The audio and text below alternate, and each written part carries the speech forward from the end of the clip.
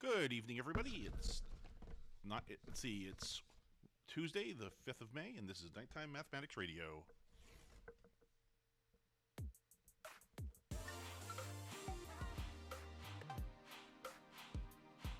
Show format's always the same. You just tweet your questions to Night Math Radio. We'll try to answer them live here on the air. So, we'll take a moment to see if anyone has any questions to tweet in. So if you have any questions, tweet them to Night Math Radio on Twitter, and I'll try to answer them right here live on the air. This is Nighttime Mathematics Radio.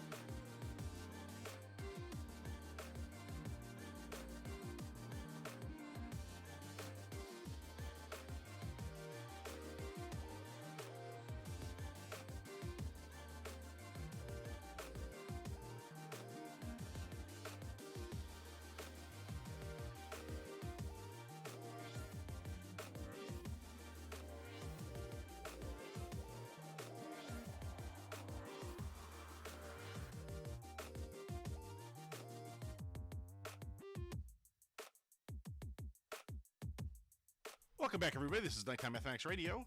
Well, I've only got one question tonight, and it's actually weirdly kind of an easy one, although it looks incredibly messy because there's a lot of moving parts. So let's take a look at this thing. So to begin with, we're given a couple of functions, but we're not really given them, we're given information about them. Let's take a look. We're given two functions. We're given v sub p, which is meant to be the velocity of a particle moving along the x-axis. So we're told v sub p is equal to, and then we're not given a functional form. What we're given instead is a little chart showing it at various times. So we're told that we have t in hours, and we have v of p in meters per hour. So something moving very slowly, presumably.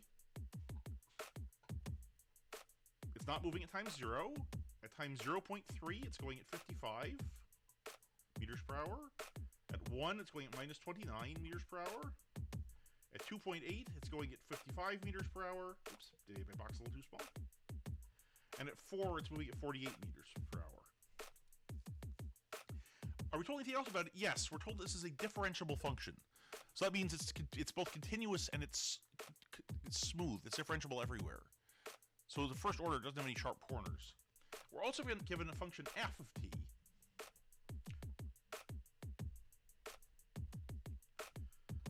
Defined from between negative 2... Let's see. This is defined on the closed interval minus 6 to 5, and we're given a little piece of it. We're given it between minus 2 and 5 by a graph. So we're told that at minus 2, it's at 1. Then it goes downwards to minus 1 here, with perfect slope negative 1. Then shoots back upwards with slope 2 and gets up to 3 at 2. So by 2, it's up here at 3. And then it arcs back downwards to 5. 5, it hits the axis again. So this is not an everywhere differentiable function. You can see it has sharp corners, so it's not differentiable here or here, for example, although it appears to be differentiable between those points. In fact, we're told it's 2 line segments and a quarter of a circle. So this point's particularly strange because it means it is a slope from the left of 2 and a slope from the right that's undefined because a reverse circle at its midpoint is actually has infinite slope. It's going straight up briefly. And the limit we're told to find is the following. We're told to find the limit as t approaches 1 of e to the t minus 3 f of t divided by v sub p of t minus cosine of pi times t. And now the cool thing about this is every function there at 1